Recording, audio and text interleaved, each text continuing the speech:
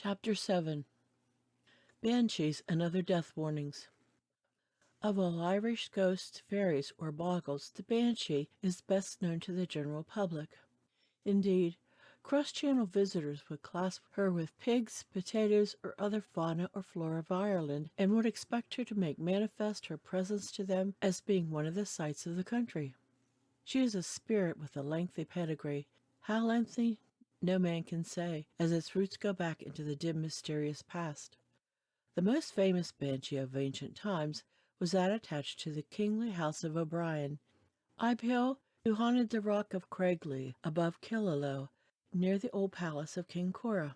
In A.D. 1014 was fought the Battle of Clontarf, from which the aged King Brian Boru knew he would never come away alive, for the previous night Ibhill had appeared to him to tell him of his impending fate. The banshee's method of foretelling death in olden times differed from that adopted by her at the present day. Now she wails and wrings her hands, as a general rule, but in the old Irish tales she is found to be washing human heads and limbs, or blood-stained clothes, till the water is all dyed with human blood. This would take place before a battle, so it would seem that in the course of centuries her attributes and characteristics have changed somewhat. Very different descriptions are given of her personal appearance. Sometimes she is young and beautiful, sometimes old and of a fearful appearance. One writer described her as a tall, thin woman with uncovered head and long hair that floated round her shoulders, attired in something that seemed either a loose white cloak or a sheet thrown hastily around her, uttering piercing cries. Another person, a coachman, saw her one evening sitting on a stile in the yard. She seemed to be a very small woman with blue eyes, long light hair, and wearing a red cloak. Other descriptions will be found in this chapter. By the way, it does not seem to be true that the banshee exclusively follows families of Irish descent, for the last incident had reference to the death of a member of a County Galway family, English by name and origin. One of the oldest and best-known banshee stories is that related in the memoirs of Lady Fanshawe. In 1642, her husband, Sir Richard, and she chanced to visit a friend, the head of the Irish sept, who resided in his ancient baronial castle surrounded by a moat. At midnight she was awakened by a ghastly and supernatural scream, and looking out of bed, beheld in the moonlight a female face and part of a form hovering at the window. The distance from the ground, as well as the circumstance of the moat, excluded the possibility that what she beheld was of this world. The face was that of a young and rather handsome woman, but pale, and the hair, which was reddish, was loose and dishevelled. The dress, which Lady Fanshawe's terror did not prevent her remarking accurately, was that of the ancient Irish. This apparition continued to exhibit itself for some time, and then vanished with two shrieks similar to that which had first excited Lady Fanshawe's attention. In the morning, with infinite terror, she communicated to her host what she had witnessed, and found him prepared not only to credit, but to account for the superstition. "A near relation of my family," he said, "expired last night in this castle. We disguised our certain expectation of the event from you, lest it should throw a cloud over the cheerful reception which was your due. Now, before such an event happens in this family or castle, the female spectre whom you have seen is always visible. She is believed to be the spirit of a woman of inferior rank, one of whom my ancestors degraded himself by marrying, and whom afterwards tried to expiate the dishonor done to his family. He caused to be drowned in the moat. In strictness, this woman could hardly be termed a banshee. The motive for the haunting is akin to that in the tale of the Scotch drummer of Cortacky, where the spirit of the murdered man haunts the family out of revenge, and appears before a death. Mr. T.J. Westrop, M.A., has furnished the following story. My maternal grandmother heard the following tradition from her mother, one of the Ross Lewins, who witnessed the occurrence. Their father, Mr. Harrison Ross Lewin, was away in Dublin on law business, and in his absence the young people went off to spend the evening with a friend who lived some miles away. The night was fine and lightsome as they were returning, save at one point where the road ran between trees or high hedges not far to the west of the old church of Kilchrist. The latter, like many similar ruins, was a simple oblong building with long side walls and high gables, and at that time its graveyard were unenclosed and lay in the open fields. As the party passed down the dark lane, they suddenly heard in the distance loud keening and clapping of hands, as the country people were accustomed to do when lamenting the dead. The Roslewans hurried on, and came in sight of the church, on the sidewalk of which a little gray-haired old woman, clad in a dark cloak, was running to and fro, chanting and wailing, and throwing up her arms. The girls were very frightened, but the young men ran forward and surrounded the ruin, and two of them went into the church, the apparition vanishing from the wall as they did so. They searched every nook and found no one, nor did anyone pass out. All were now well scared and got home as fast as possible. On reaching their home, their mother opened the door and at once told them that she was in terror about their father, who, as she sat looking out of the window in the moonlight, a huge raven with fiery eyes lit on the sill and tapped 3 times on the glass. They told her their story, which only added to their anxiety, and as they stood talking, taps came to the nearest window, and they saw the bird again. A few days later, news reached to them that Mr. Rosslewin had died suddenly in Dublin. This occurred about 1776. Mr. Westrop also writes that the sister of a former Roman Catholic bishop told his sisters that when she was a little girl, she went out one evening with some other children for a walk. Going down the road, they passed the gate of the principal domain near the town. There was a rock or large stone beside the road on which they saw something. Going nearer, they perceived it to be a little, dark, old woman who began crying and clapping her hands. Some of them attempted to speak to her, but got frightened, and all finally ran home as quickly as they could. Next day the news came that the gentleman, near whose gate the banshee had cried, was dead, and it was found on inquiry that he had died at the very hour in which the children had seen the spectre. A lady who is a relation of one of the compilers, and a member of the County Cork family of English descent, sends the 2 following experiences of a banshee in her family. My mother, when a young girl, was standing looking out the window in her house at Blackrock, near Cork. She suddenly saw a white figure standing on a bridge, which was easily visible from the house. The figure waved her arms toward the house, and my mother heard the bitter wailing of the banshee. It lasted some seconds, and then the figure disappeared. Next morning my grandfather was walking as usual into the city of Cork. He accidentally fell, hit his head against the curbstone, and never recovered consciousness. In March 1900, my mother was very ill, and one evening the nurse and I were with her arranging her bed. We suddenly heard the most extraordinary wailing, which seems to come in waves round and under her bed. We naturally looked everywhere to try and find the cause, but in vain. The nurse and I looked at one another, but made no remark, as my mother did not seem to hear it.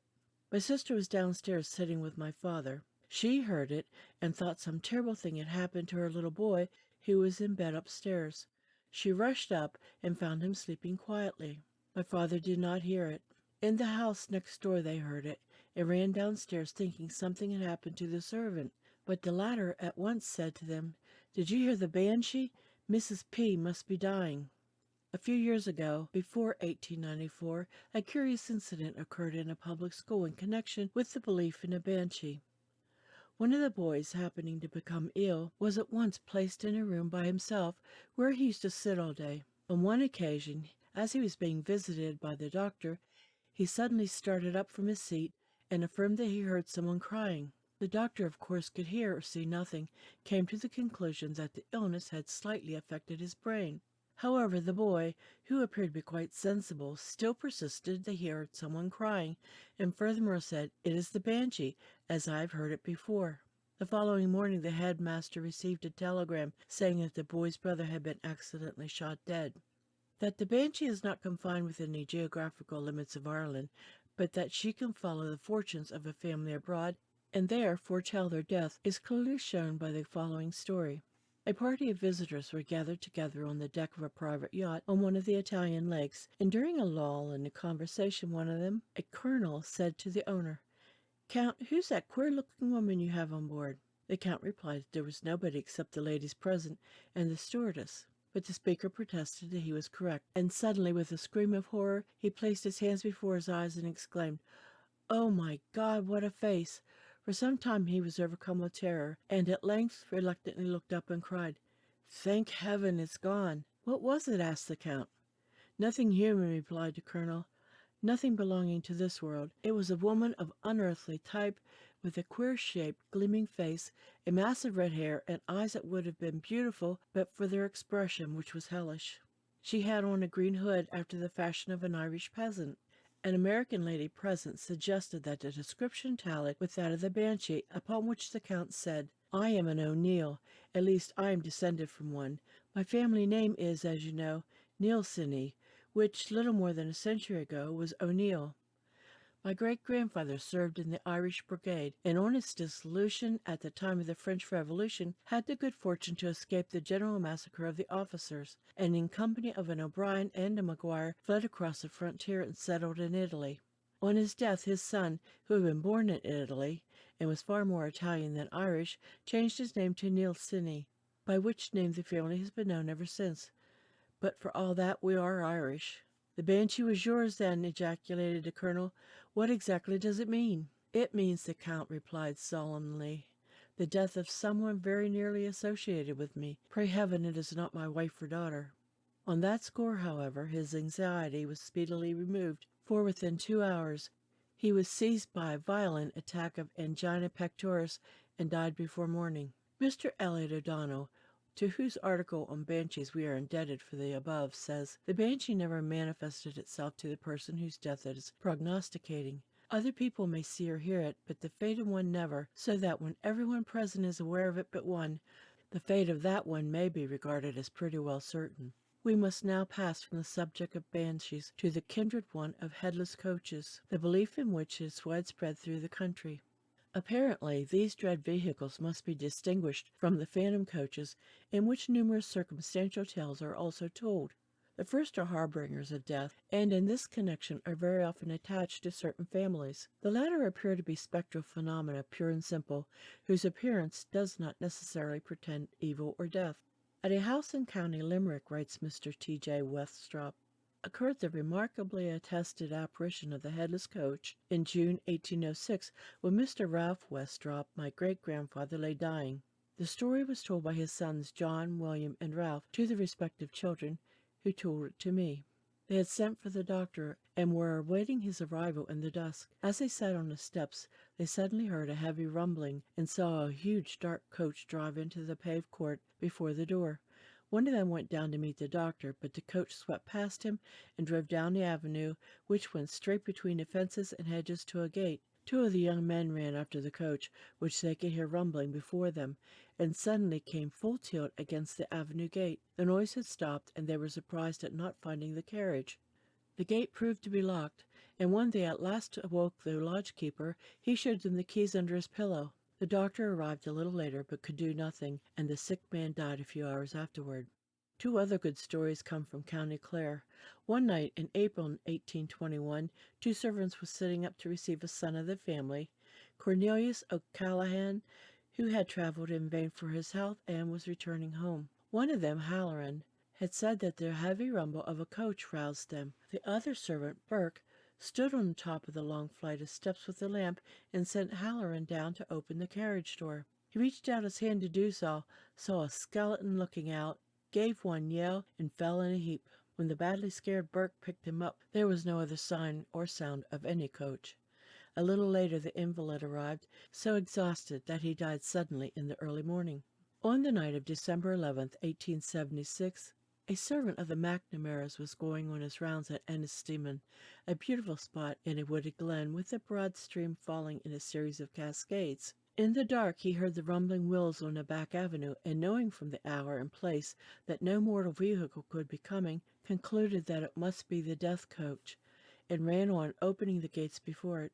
He had just in time to open a third gate, throw himself down on his face beside it, when he heard a coach go clanking past. On the following day Admiral Sir Burton McNamara died in London. Mr. Westropp informs us that at sight or sound of this coach all gates should be thrown open, and then it will not stop at the house to call for a member of the family, but will only foretell the death of some relative at a distance. We hope our readers will carefully bear in mind this simple method of averting fate. We may conclude this chapter with some account of strange and varied death warnings which are attached to certain families and foretell the coming of the King of Terrors. In a County Wicklow family, a death is preceded by the appearance of a spectre. The doors of the sitting room open, and a lady dressed in white satin walks across the room and hall. Before any member of a certain Queens County family died, a looking-glass was broken. While in a branch of that family, the portent was opening and shutting the avenue gate. In another Queens County family, approaching death was heralded by the cry of the cuckoo, no matter what season of the year it might occur. A Mrs. F. and her son lived in Clonaslee. One day in midwinter, their servant heard a cuckoo. They went out for a drive. The trap jolted over a stone, throwing Mrs. F. out and breaking her neck. The ringing of all the house bells is another portent which seems to be attached to several families. In another, the Aeolian harp is heard at or before death. An account of this was given to the present writer by a clergyman who declares he heard it in the middle of the night when one of his relatives passed away. A death warning in the shape of a white owl follows the Westrop family. This last appeared, it is said, before a death in 1909, but as Mr. T.J. West remarks, it would be more convincing if it appeared at places where the white owl does not nest and fly out every night. No doubt this list must be drawn out to a much greater length. A lady correspondent states that her cousin, a Sir Patrick Dunsoners, was attending a case in the town of Wicklow. Her patient was a middle-aged woman, the wife of a well-to-do shopkeeper. One evening the nurse was at her tea in the dining room beneath the sick room, when suddenly she heard a tremendous crash overhead. Fearing her patient had fallen out of bed, she hurried upstairs to find her dozing quietly, and there was not the least sign of any disturbance. A member of the family to whom she related this told her calmly that that noise is always heard in her house before the death of any of them, and that it was a sure sign that the invalid would not recover. Contrary to the nurse's expectations, she died the following day. Knocking on the door is another species of death warning. The Reverend D.B. Knox writes, "On the evening before the wife of a clerical friend of mine died, the knocker on the hall door was loudly rapped. All in the room heard it. The door was open, but there was no one there. Again the knocker was heard, but no one was to be seen when the door was again opened. A young man, brother of the dying woman, went into the drawing room and looked through one of the drawing room windows.